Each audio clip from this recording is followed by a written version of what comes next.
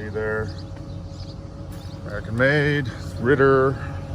Look for the tag here. It's literally still strapped to the pallet.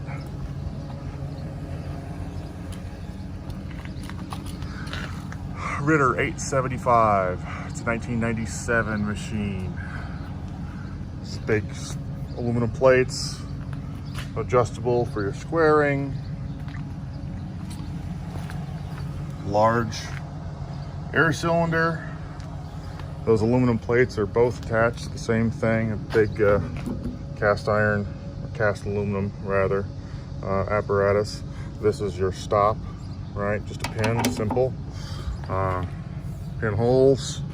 This just slides by hand, right? Pin it in. Goes up against.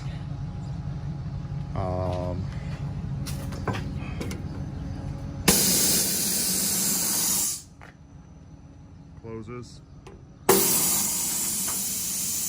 Opens. 4 to 6 inches of travel, I guess. Adjustable air pressure. But that's the machine. So if you have any other questions, let me know.